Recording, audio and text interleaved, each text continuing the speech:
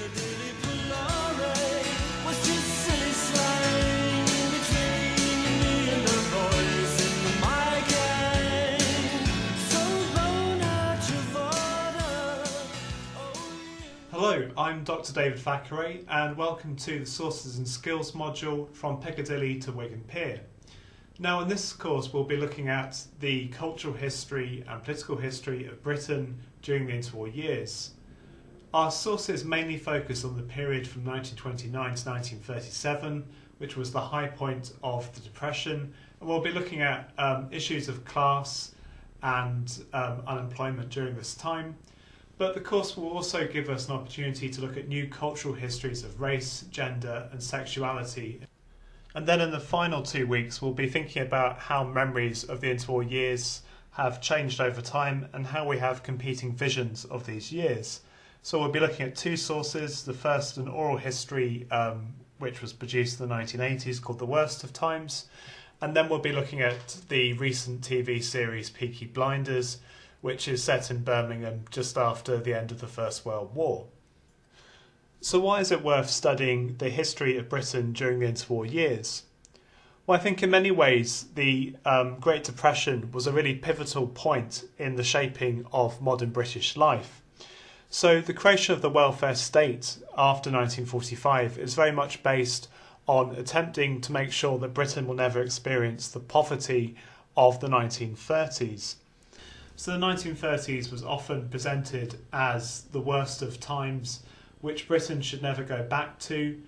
But during the 1980s, under the Thatcher years, we see significant challenges to the role of the welfare state in Britain. And leading Thatcherites also offered quite a different view of the 1930s as a time in which there were significant opportunities for people to get jobs if they were willing to put in hard work. And the most famous and perhaps notorious example of this is Norman Tebbutt's speech to the Conservative Party conference in 1981. I grew up in the 30s with an unemployed father. He didn't riot. He got on his bike and looked for work, and he kept looking till he found it. So we have quite different views of what the general experience of Britain was in the 1930s, so the historical memory of this time is highly contested. Tebbutt's comments were particularly potent and controversial because he was speaking in a context of very high unemployment at the time in 1981, and a great deal of rioting occurred during that summer in London and Liverpool.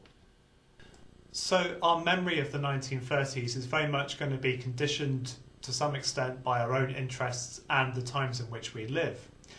Now, for this first week, we've got a 2-hour lecture slot scheduled. I'm going to give a short lecture. I've got no interest in speaking for that much time. What I'd like you to do in preparation is watch a video called A Tale of Two Britons, which is a documentary by the BBC and gives quite a revisionist account of Britain in the 1930s, quite different to a lot of the traditional views of the Depression. And I'd also like you to do some of the introductory reading. As well as that, I'd also like you to bring in an object to the class or image which you think represents Britain in the 1930s for you and to be prepared to discuss it.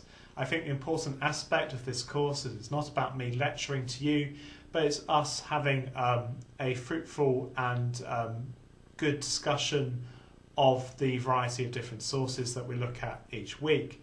I think it's also important to emphasise that you can't just focus on the particular sources that you wish to write about, because in many ways these sources interact with each other and the ideas within an individual source can reinforce your reading and understanding of the other sources in this course. The course will include an opportunity to visit the Bill Douglas Cinema Museum on campus to look at archival records relating to Britain in the 1920s and 30s there. I'm also on Twitter. You can follow me there, and I'm keen to use that as a resource to support this course. And then finally, I provide introductory videos to the sources each week.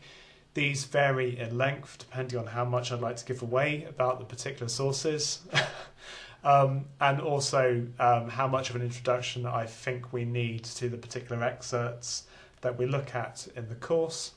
So I look forward to meeting you and having some fruitful discussions.